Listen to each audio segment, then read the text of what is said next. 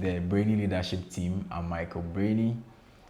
In our last episode, we started a series on mentorship, leadership and mentorship. And I remember we concluding on the points that leadership and mentorship go hand in hand. There is no single leader who is self-made, and there won't ever be someone who will say that the person just rose up and became a leader, made influence, made impact, and left the earth.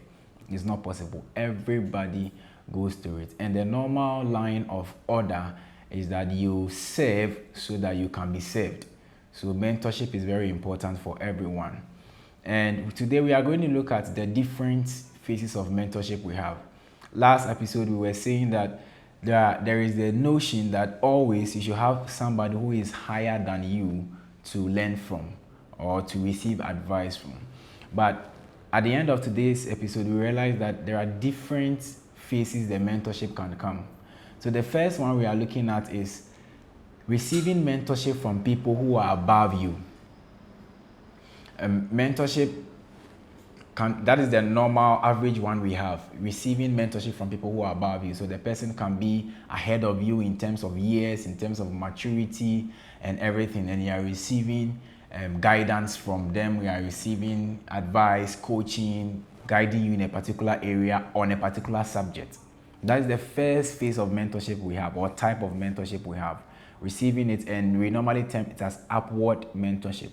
You are receiving from up.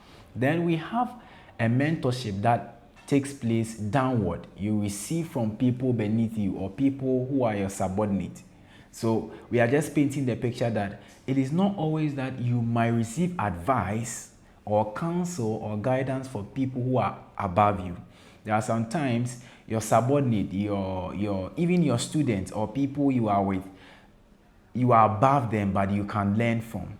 They can give you advice. They can coach you on something, especially when they are in your particular area of influence and around the subject where the mentorship centers. So let's not always look at one side.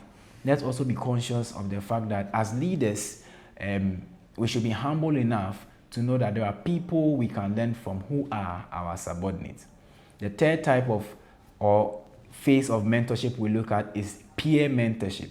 So we have people, perhaps maturity level is almost the same, age-wise, no wide range of difference of a sort. And there are people in your scope, your team, your peers, your people around you that you learn from. So that's also another phase of mentorship. Then the next phase is what we call the active mentorship.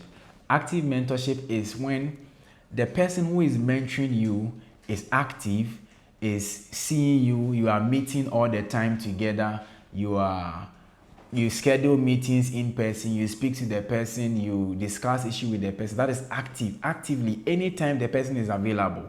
That is another phase. It's not distant mentorship. The person is always on time, always available for you, check up. It can be via phone, it can be scheduled meetings, active mentorship. And the other phase is passive mentorship. It can be somebody who is somewhere, distance, and you are learning from the person, or you are observing from far, or once in a while you engage the person. Sometimes you might not even necessarily know the person or engage the person. Just like a mentor from afar. You see somebody you admire, you've never met the person before, but you are learning from how the person is being effective in their way of leadership or in their way of life. So those are the different phases, and we are pointing this out there so we understand that as leaders we should humble ourselves to know that mentorship can come in different form. It's not always somebody sitting in front of you. It's not always somebody above you. It can be somebody you've seen from afar. It can be somebody below you or even among your peers. In that sense, it makes us receive different perspectives and ideas that can help us be effective in our leadership role. In our next episode, we are going to look at how to select a mentor, how to choose a mentor. So join me in our next episode, and then let's continue our series. Thank you so much for joining us. I'll see you in our next episode.